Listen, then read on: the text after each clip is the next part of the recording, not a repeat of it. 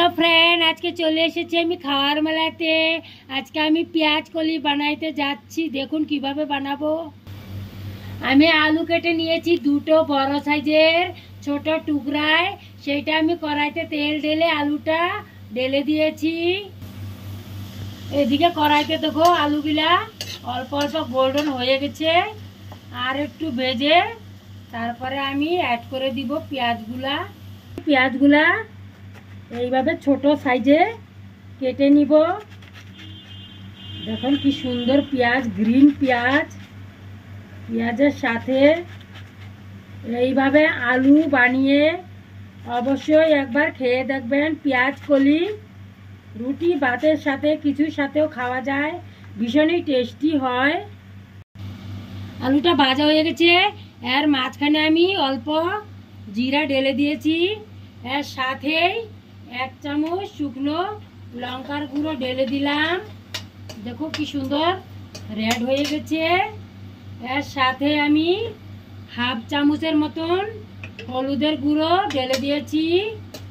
এখনই আমি পেঁয়াজটা যে কেটেছিলাম অনিয়ন, সেটাকে অ্যাড করে দিয়েছি। এখন আমি গ্যাসটাকে বাড়িয়ে খুব ভালো করে নেড়ে টেড়ে দিব। এখন আমি নুনটা অ্যাড করে দিয়েছি 1 চামচ। তাহলে ভালো করে উল্টাইয়ে পাল্টাইয়ে নেড়ে দিব।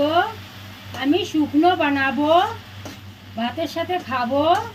আপনারা চাইলে একটু জল দিতে পারেন, ঝোল ঝোল হবে, সেইটাও ভাতের সাথে রুটির সাথে ভালোই লাগবে। অবশ্যই একবার এইভাবে বানাইয়ে ট্রাই করবেন। এখানে আমি ঢাকনটা নামিয়ে দেখি, চাপা দিয়েছিলাম, দেখো নরম হয়ে গেছে, কি সুন্দর লাগছে। মুখে যেমন জল আসছে, এখনই মন করছে পরোটা দিয়ে খেয়ে নেই। আলুটা একদম সিদ্ধ হয়ে গেছে, পেঁয়াজটাও নরম হয়ে গেছে। এখন আমি গ্যাসটাকে অফ করে দিব আর 2 মিনিট পরে। যদি আমার এই পেঁয়াজ কলির রেসিপিটা পছন্দ এসে থাকে অবশ্যই লাইক কমেন্ট শেয়ার করবেন, সাবস্ক্রাইব করতে ভুলবেন না।